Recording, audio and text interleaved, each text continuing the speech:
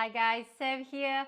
So, thermal exposure for somatic purpose. So what we're doing, it's not about just looking at how much cold you can cope or how much heat you can cope. It's not about that.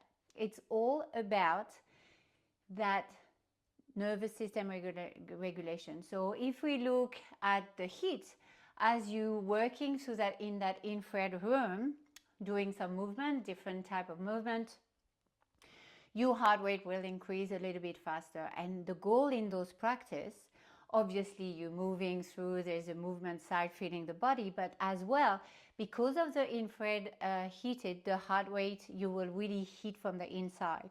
And then the heart rate will raise a little bit quicker.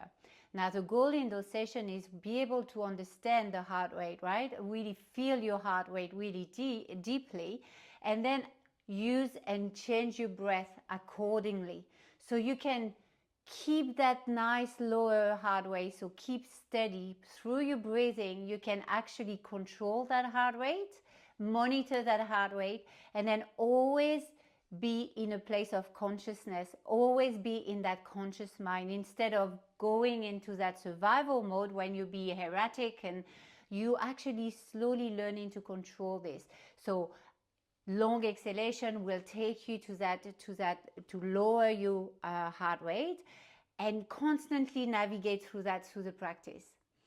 It is a lot of sensation through your body, like the heat is there, you're getting hotter, different type of practice. Some practice we more focusing on the strength, so we long hold, you're steady, grounded, and you hold.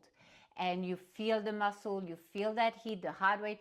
It's all that inside, that really deep understanding of the body and that body-mind connection.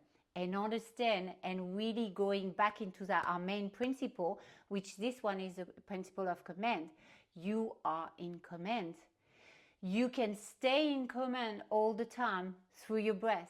Yes, sometimes that the environment will take you to different places. Doesn't matter which environment it is, whether it's stressful work, whether it's high intensity sport, whether it's intense relationship. It doesn't matter which environment it is. The environment, your environment will make you fluctuate, switch your nervous system on and off, on and off, on and off.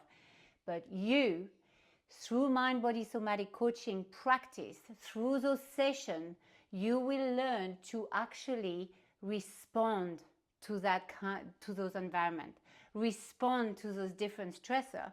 The more you practice it, the more you know right away how to switch by using your breath, connecting to breath work, connecting to your heart rate, then connecting to that mind. So it's really applying that principle of command. We are in command. We are in command every day. We have choices, but our being, our mechanism, the way we work, if we don't practice things, it's like when you train for weights, if you train for running, if you train for anything, don't expect to happen it like this. It's constant practice. That's what we are doing in those mind-body somatic coaching sessions.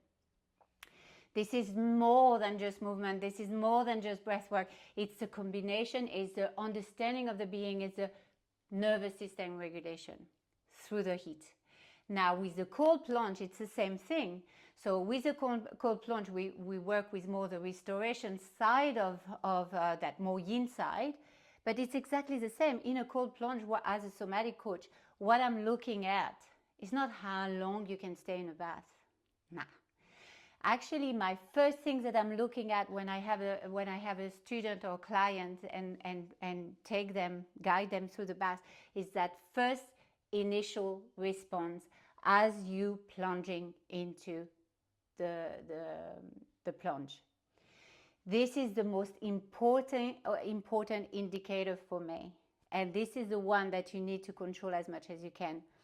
And after, when we stay in a bath, yes, you will feel, on and off the switch of the sympathetic nervous system, and then how you can regulate and bring it back down. But it's not about how long you can. For me, You can stay 30 seconds in a bath and I'll be happy with it. I'm not really interested in all the physical benefits. You will get them, but for me, as a somatic coach, that's what I'm looking at. I'm looking at that nervous system regulation and that constant switch. How fast you can switch and just get grasp and back in command. That's what we're looking at.